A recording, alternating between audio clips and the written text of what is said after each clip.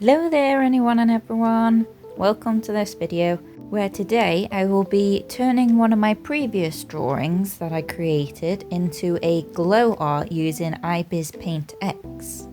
Now in my original video I had stated I wanted to make this a glow art, but I did not have the right equipment at the time. Then I discovered that, hang on a minute, I can turn my pencil drawing into a glow art by just uploading it onto Ibis Paint X following this tutorial. So the first step is to take a picture of the drawing you choose, making sure it's clear and it fills the frame as best you can. Next you need to put your image onto a page, and there's one of two ways to do it. One is to click the plus button, then import image, or select custom and set a size for your image. You want it rather large so that it won't cut out any of the edges when you upload it, so this is what number I set it to. Then once you see the main page like this, click this number stack in the bottom right corner. Click this small camera button, import pictures, then select the picture you want, and then just size it so that it properly fills up your page, and try and get it as close to the edge as you possibly can. And finally, let's get ready to glow. So making sure your drawing's on your first layer, on the second layer you want to get your bucket tool, pick the black paint, click the layers button, hide your first drawing by selecting the eye, and then fill in the page fully. Turn the opacity down to 30% so then you can see through to your drawing underneath. Now add a third layer, then press the word normal in the bottom right and select contrast overlay.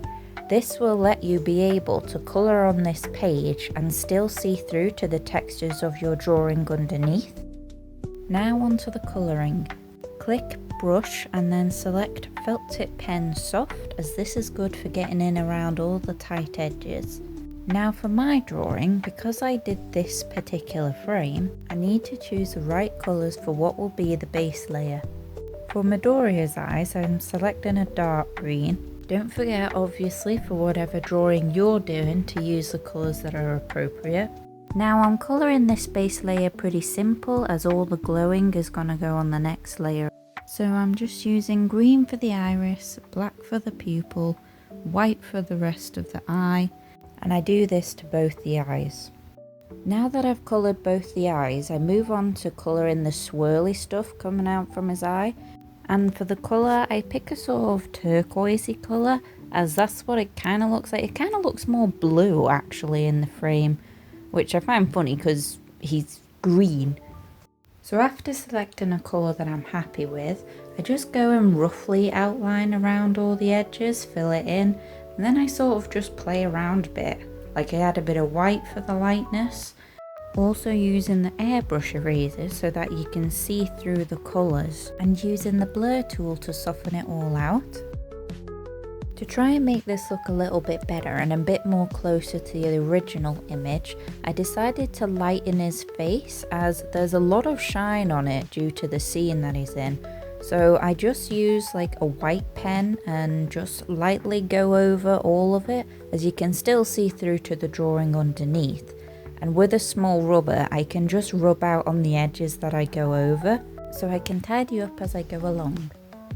Skipping on over to Bakugo's side, I go ahead and I repeat the process. Starting with the eyes, I use a dark red colour to colour in the irises, and then use a black to highlight the pupils.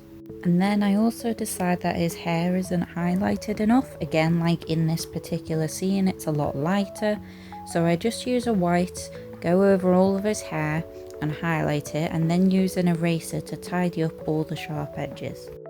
Okay, so if you take a step back and you think your overlay layer looks a little too bright and a little bit clown-like, then simply go onto the layers menu and bring down the opacity. And once you've coloured and set this layer to a standard you're happy with, it's now ready to move on to the glowing stage. And finally, step 6. Go onto your layers, add one, click normal and select add, and this will now create us a layer where we can now make the top layer glow over everything underneath. I start by selecting the airbrush, And then, reusing the same colours, then start going over all the areas that I outlined. I colour in using the greens and whites, and I try to recreate the same kind of patterning in the original image.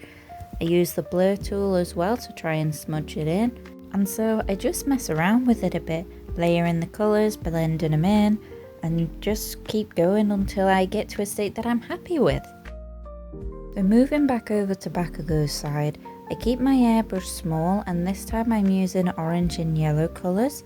Starting off with the orange to draw these like little line flecks that you can see in the reference image.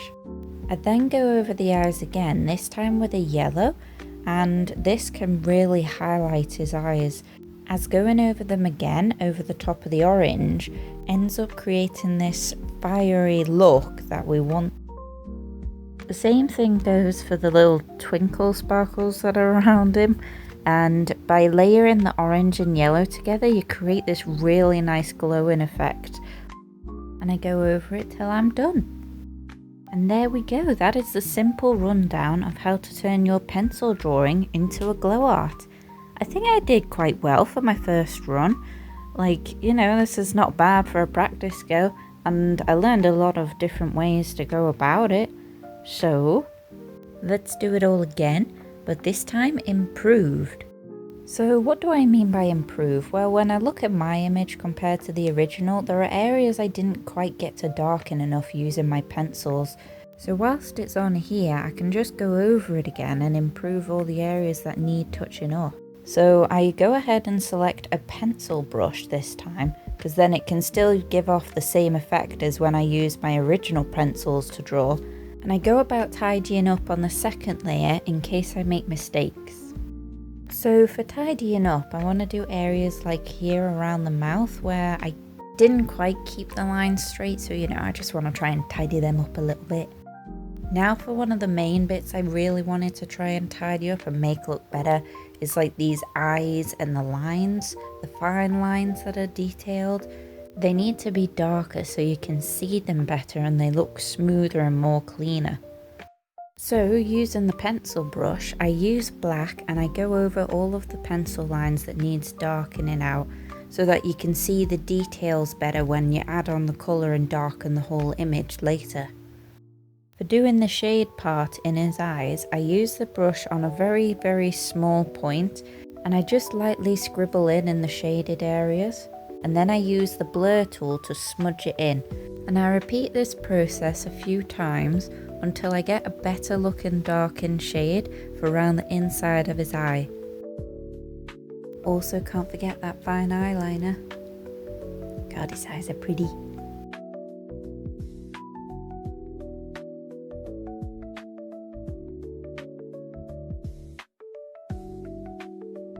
So I ended up either skipping a bunch or forgetting to record, but you can see along the side of Midoriya's head I darkened that shadow that was on his face, as well as the blood patch on Bakugo's face, hair and clothes too. So overall I'm much happier with how the image looks now, as you can actually see that scene setting in their faces. So now that it's improved, I can go on to the next bit of improving the glow stuff. Now, because I outlined everything and I now place the contrast layer above the extra detailed lines, you can see as I'm colouring, it's made it better so that you can actually see each individual feature, like all these like little light reflections in Midoriya's eyes. Makes them look more distinct and they pop out a lot more because you can actually see the outlines of everything. So overall, yeah, it looks a lot better just by simply outlining them.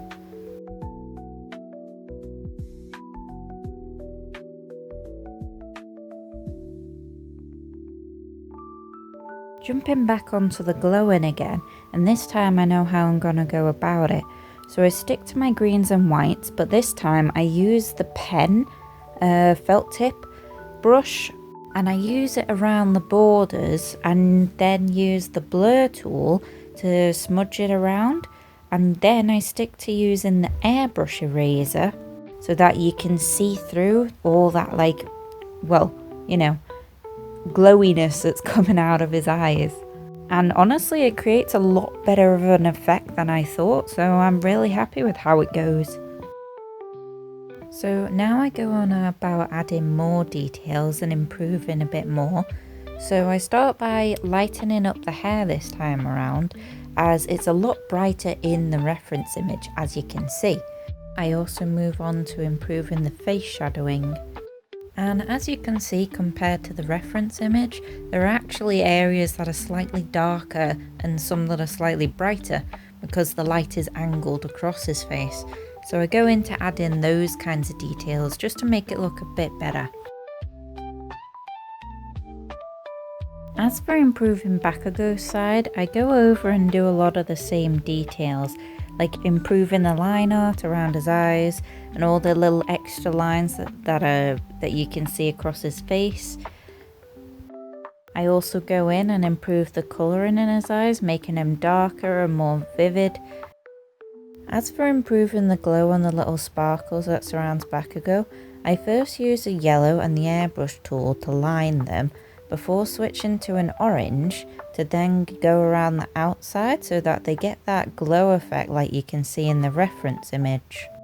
I then switch back to my overlay layer and add the orange underneath the glow layer, and this gives these sparkles like that really deep orangey punch, making them stand out.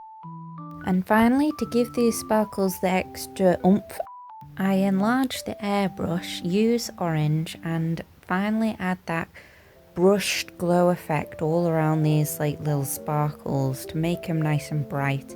And I use yellow to emphasize the glow on his eyes. And so just to finish off from here, I basically go over and give him the same treatment as Midoriya, where I use a white colour on the overlay layer. So like you can see in the reference image, I now go over and brighten up all the highlighted areas that's on Bakugo's face, as the light is coming from his left hand side and it's coming on and it's casting this light across his face and his hair. So like in the first one, this time I brighten it up a lot more. I go over the hair twice actually and the face, and I detail all like these little drips that you can see across his face as well. And this now, by doing this, makes him look like he fits more along in the scene just by touching up all these brightened areas. And it defines his shaded areas more as well. From there, I just touch up all the last little details until I'm done. And there you have it, the more improved version of my glow art done. Now this one I am way happier over. By lighting that face and the hair and really going into more detail in the eyes and outlining everything, it's just really added a lot more to it, and I am way happy with this. So tell me what you think. I hope you enjoyed watching this, just as a chill little vid. Leave a comment if you fancy, and hope to see you in the next video. Bye bye bye!